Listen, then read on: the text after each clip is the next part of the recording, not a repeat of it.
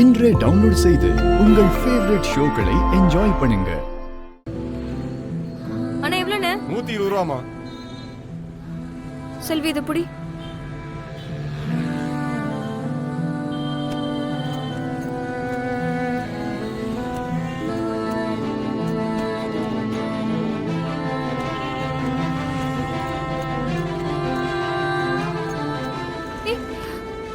ஏய் என்னாச்சு? செல்வி பர்ஸ பைக்குள்ள தாண்டி வச்சேன், அதை இப்ப காணோம். ஏய் நல்லா பாரு, பைக்குள்ளதான் இருக்கும். நான் நல்லா பார்த்துட்டேன், பர்ஸ காணோம். என்ன இந்து இவ்ளோ கேர்லெஸ்ஸா சொல்ற? இப்படிதான் இருப்பியா? அம்மாவோட தாலி செயின் அதுலதான் இருக்கு. ஷோ இங்கதான் வச்சேன்.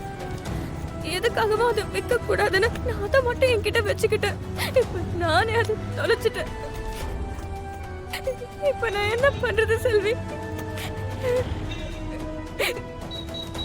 சரி சரி, பதட்டப்படாத. போய் பார்க்கலாம், எங்கேயும் போயிருக்காது. சரியா? சரி நீ போனை கொடு, நான் பே பண்ணிட்டு வரேன். நீ போய் வண்டி எடு.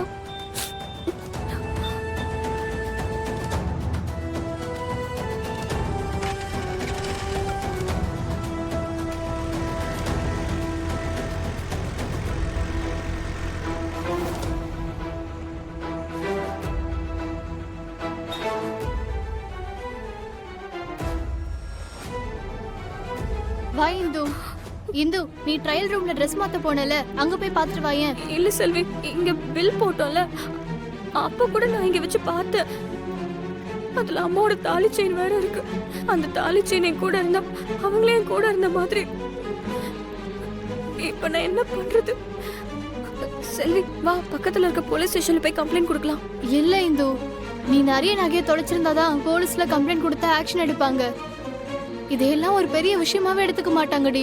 மேடம், நீங்க ரெண்டு பேரும் கொஞ்ச நேரத்துக்கு முன்னாடி இங்க வந்து ட்ரெஸ் எடுத்துட்டு போனீங்கல்ல? ஆமா சார்.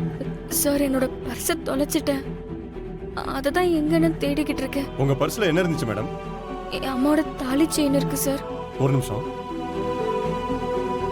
மேடம், இந்த பர்ஸா பாருங்க.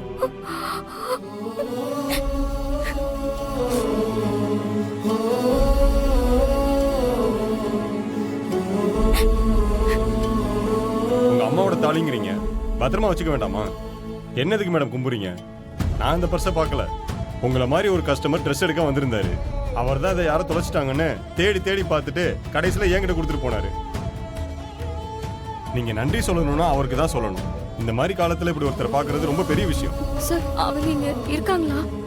அவங்கள பார்க்க முடியுமா? இல்ல, ஜஸ்ட் இப்பதான் கிளம்பி போய் 5 நிமிஷம் தான் ஆகுது. சரி இந்து, போலாமா? ரொம்ப தேங்க்ஸ் சார். Thank you sir. நாங்க வரோம். வா இந்து.